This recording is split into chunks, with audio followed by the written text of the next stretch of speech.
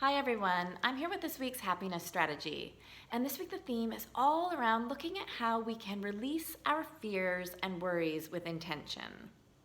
Now, it's normal to have different worries in life, and a healthy amount of fear is actually necessary for human survival. And that's not what we're talking about here. What we're talking about are those kinds of fears and worries that we can have that take on a life of their own. You know, the kinds of fears and worries that we can spend a lot of our time invested in that are likely to never ever come to life. Now, I'm not sure about you, but when I look at the overall picture of my life, and I think about all the time that I could spend invested in worrying, and that I do spend invested in worrying. I am a mom, I have 2 kids, so I get the very real concerns and fears and worries that can come along with raising children. But when I look at that overall big picture, I don't want to take myself out of my own abundant game in life because I'm spending too much of my time invested in different worries and fears and things that are likely to never come true. So I just wanted to invite everybody this week, if that rings true for you, to reconsider, the way that we spend our waking hours in the day, and perhaps even making that commitment to ourselves to intentionally not give as much life and energy towards those different fears and worries that do come up.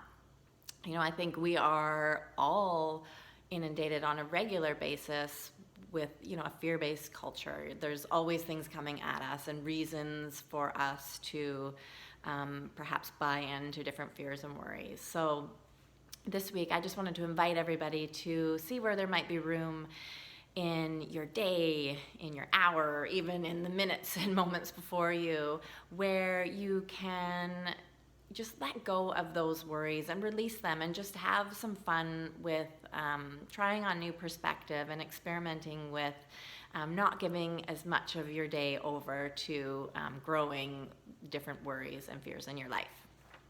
So here are I have 3 practices that I use that help me worry less and intentionally enjoy the moments before me a little bit more. So the first one is to not feed your worries. And what I mean by this is, we all have those worries, and we are creative beings, we're imaginative, and we all have those inner dialogue and that storyboard kind of running through our minds at all times. And so when we have a worry and we are unconsciously just sort of feeding it, that worry tends to grow. We can embellish it with new details and twists and turns and story plots and things that are generally not going to ever come to life. So it's about making that commitment to ourselves to stop ourselves in our tracks when we catch ourselves in a worry story. So however you want to say it, if it's just stop, enough, no more, just kind of say it even out loud to yourself, to just get used to stopping that train of thought, and to say it with intention and to mean it with intention. Because when we stop feeding those worry stories, they do tend to kind of fizzle out. And while we may not be able to eliminate them forever, when we're not continually feeding them, they tend to kind of take a back seat, and they slowly can kind of fizzle away. And then the next tip or idea for releasing some of your worries and fears, when you get good at sort of stopping yourself in your tracks, that first tip of not feeding your worries, it's a great idea to have something new to sort of put your attention on or to fill your mind with.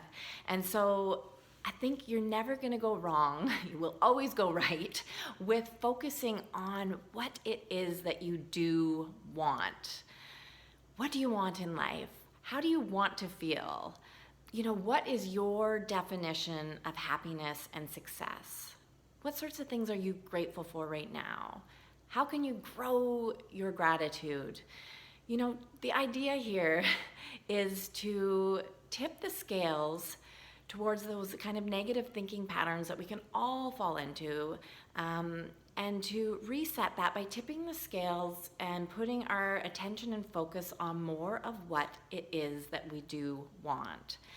And when we ask ourselves that simple question, what do I want? It can almost also act as a way of not feeding our worries. It can kind of wake us up and sort of snap us back in the present moment, and to retrain our focus and our minds and our attention on noticing more of what it is that we do want, drawing more of that into our lives, of noticing already what is going right, and creating and using our imagination again.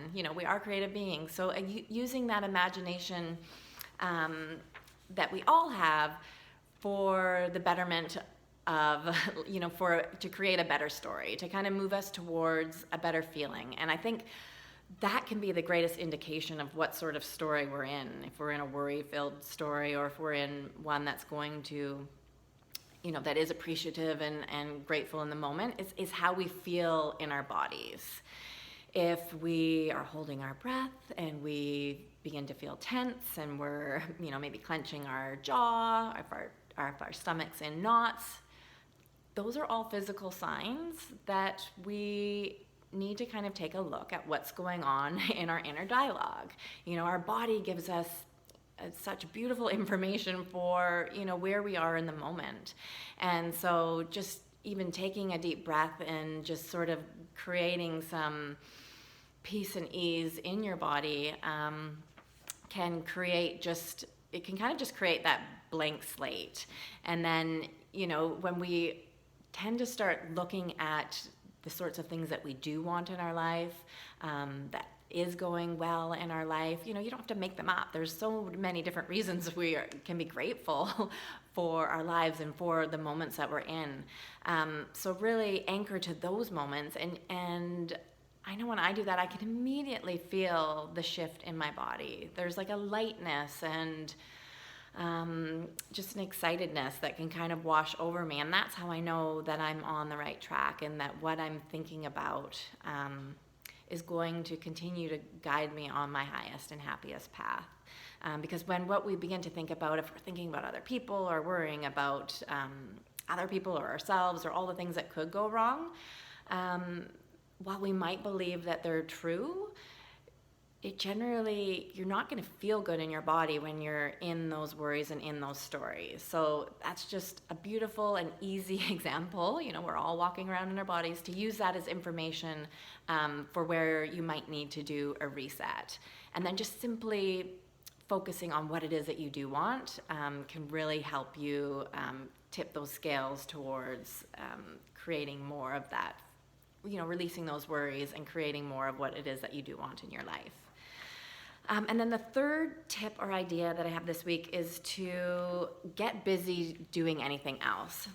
Because sometimes it is challenging, the different roadblocks and obstacles that come up in our life.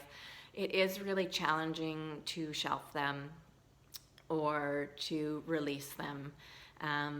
It's hard to re-story them and to let go of them. And so for those, and sometimes we just get in different mindsets and patterns that are just really hard to release. I think we all can relate to that. And, sometimes we get stuck in those ruts a little bit longer than other times. And what I've found to be most useful, even if I'm not stuck in a rut, is to get busy doing anything else. And that is a way of just moving your focus off of the worry story or the fears that you might have. So now, it doesn't have to be something big and grand and exciting, because those opportunities aren't always right before us. It could be like creative endeavors are great, like if you write or cook or, even cleaning, organizing, painting, doing a puzzle is a beautiful way, or doing a crossword, like something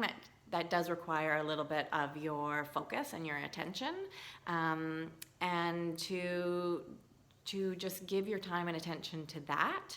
And it does have a way of, and do things that you do enjoy, like maybe turn on the music and get in your body and and move, or get out in nature and enjoy the fresh air, take in a view, meet up with a friend.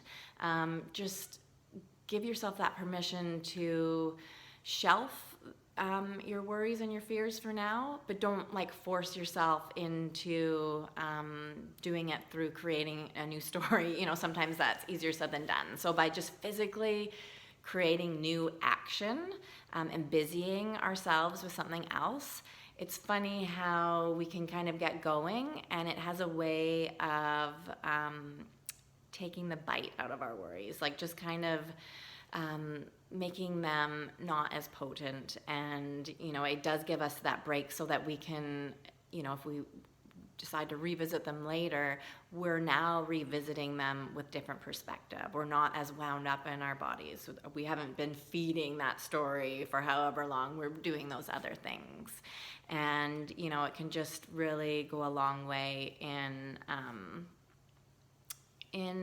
noticing what it is that we do enjoy doing. So to kind of tune in and tap into your favorite pastimes, or getting social and having some time with your friends.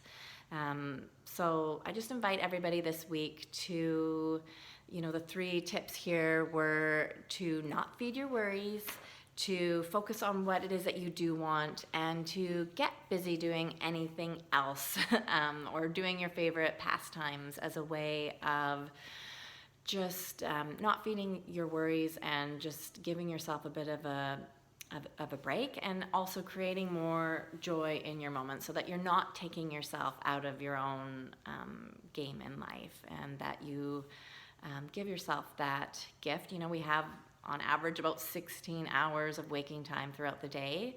So intentionally claiming those hours as time where you can, love the life that you're in and experience as much ease and joy as you can while you get to be here. So I hope that was helpful.